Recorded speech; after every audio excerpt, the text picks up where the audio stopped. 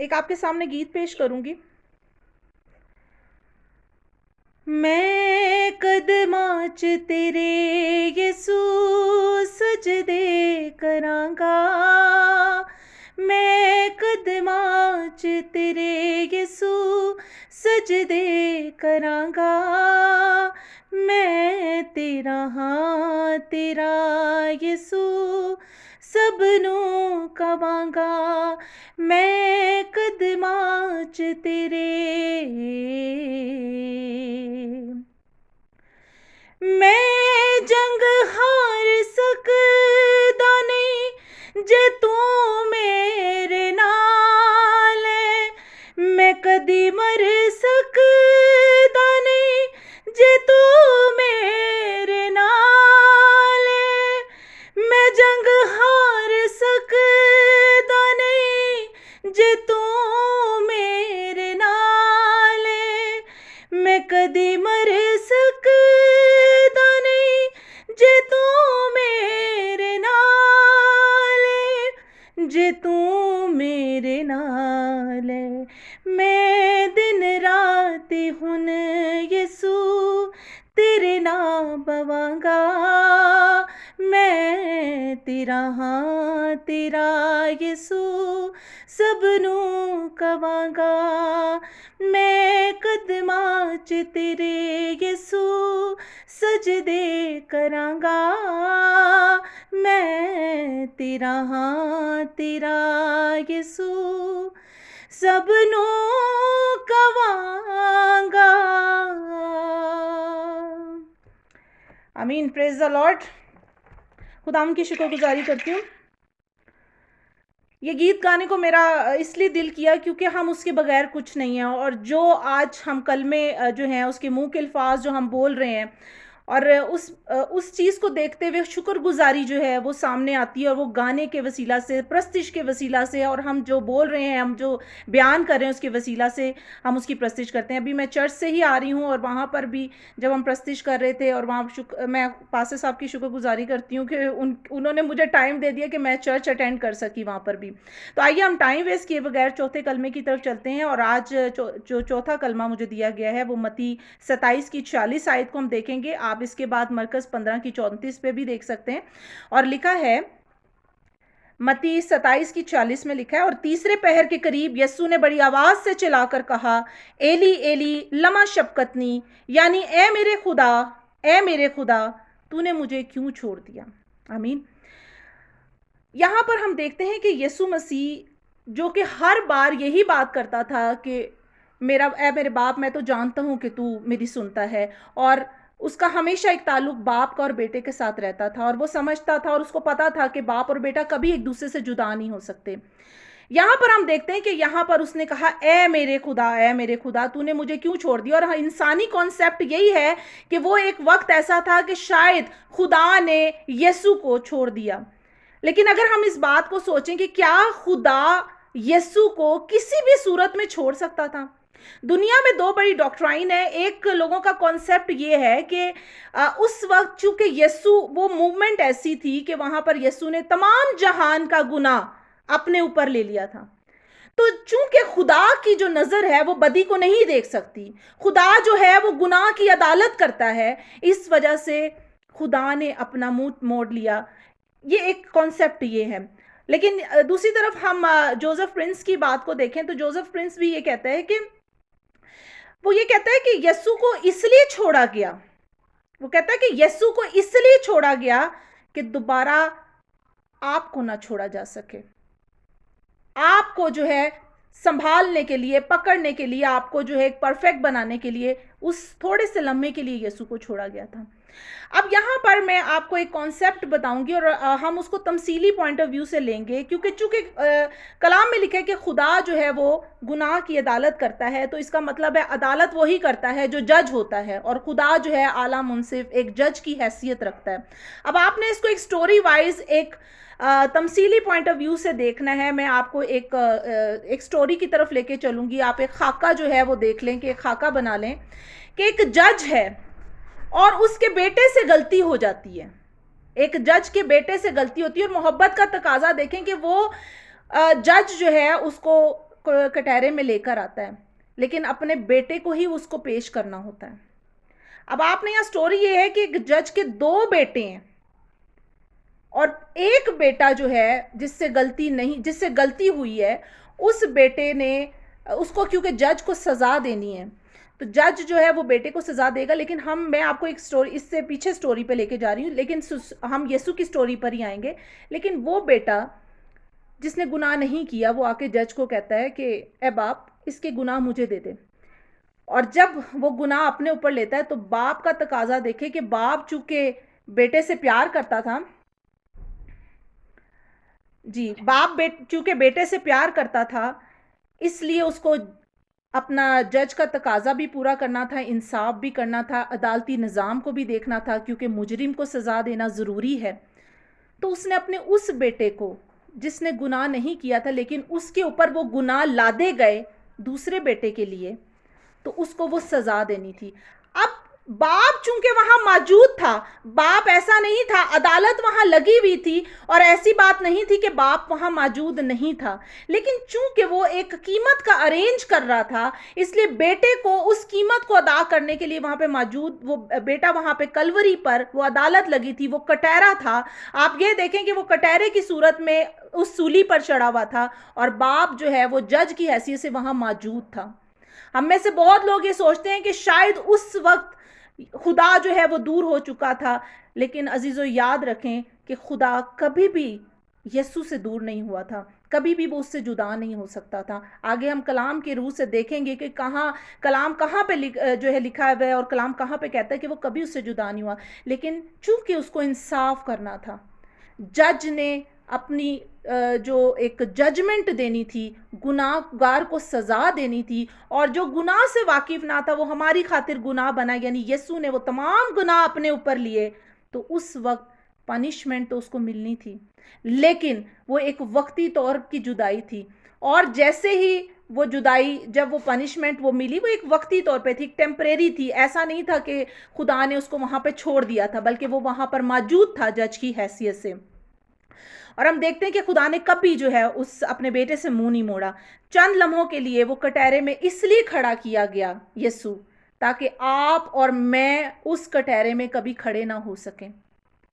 वो इसलिए वहां पर मौजूद हुआ। हम में से बहुत लोग इस बात के कॉन्सेप्ट को समझते हैं और हम इस बात को जानते हैं कि हाँ यीशु तूने हमारे लिए जान दी, हम जानते। लेकिन अजीजों याद रखें, वो जान खाली इसलिए नहीं दी गई थी, वो अदालत लगी थी।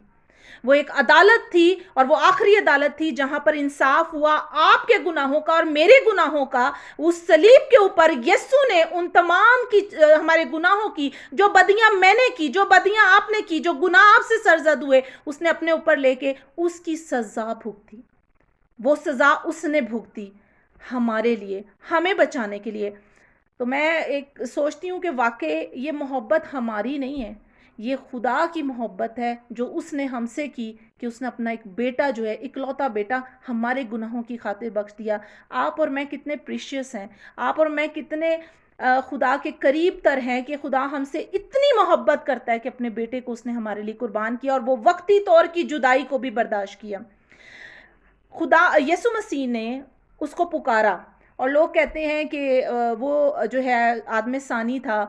तो जब वो यीशु मसीह उसको पुकारता है तो वो आदम सानी था, एक बहैसियत वो बशर की सूरत में था, लेकिन उसका बदन जो था वो बशर की सूरत में था।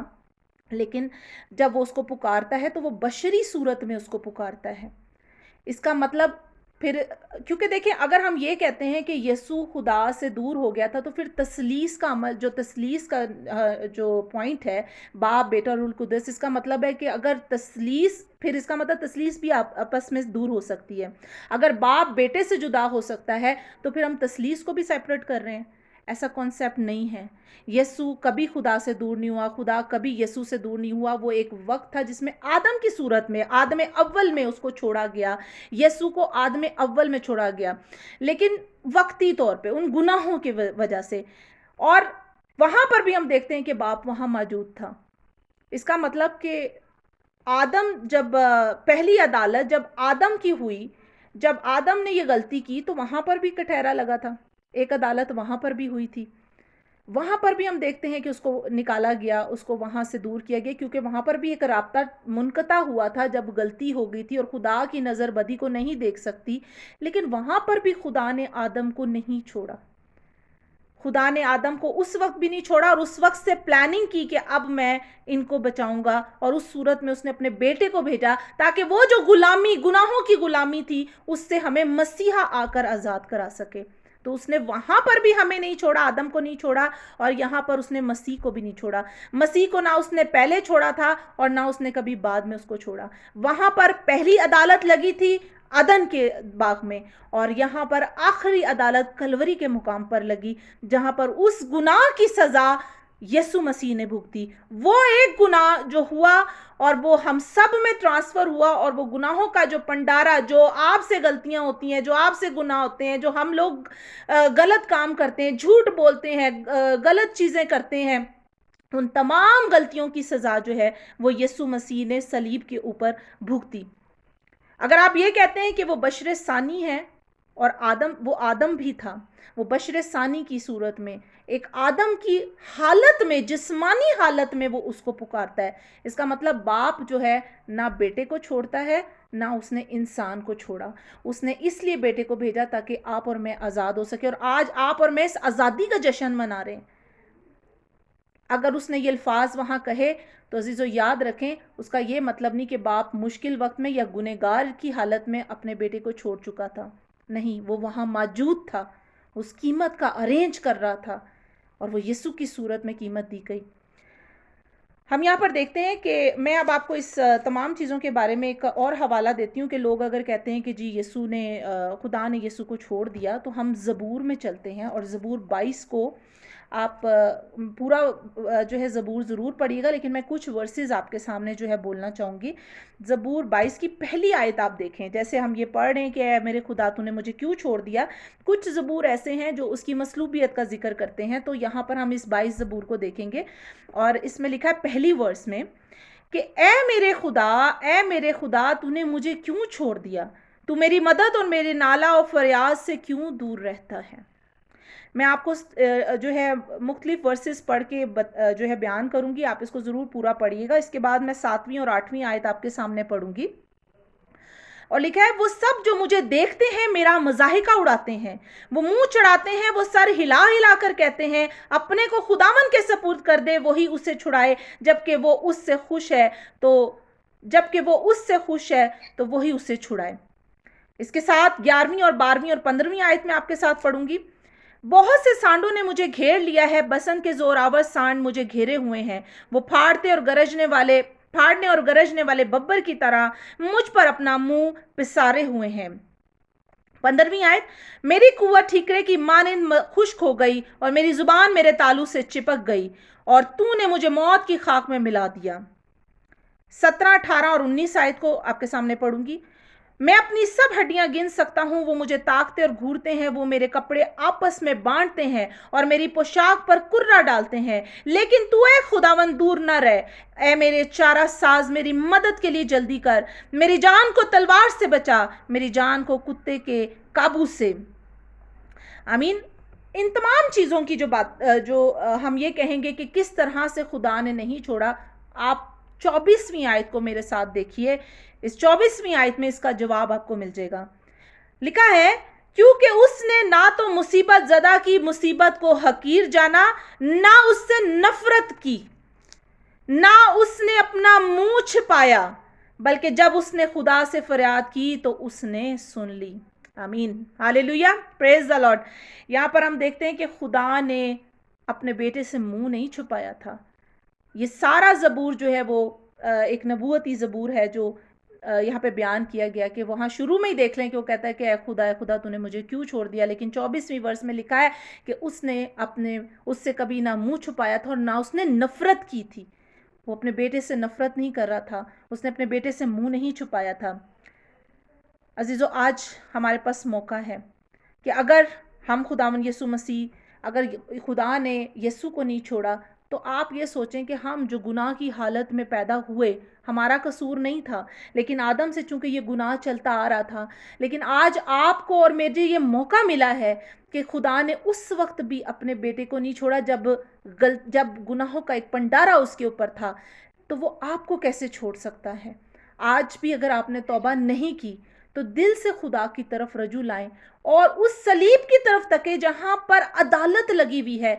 आज भी वो लोग जो माफी मांगने के लिए तैयार हैं, अदालत उनके लिए वहां खड़ी, और वहां यीशु को तकते हुए कहें क्या यीशु मैं अपने गुनाह तुझे देता हूं और तेरी रास्तबाजी खुद अपने ऊपर लेता हूं, तो यकीनन खुदा आपको कभी नहीं छोड़ेगा। वो आपकी दुआओं को सुनेगा, वो आपको माफ करेगा, क्योंकि जब उसने यस्सु को नहीं छोड़ा तो उसने आपको भी वो कभी नहीं छोड़ेगा। मेरा ईमान है इस कलाम के वसीला से आपने बरकत पाई होगी। Thank you very much. God bless you.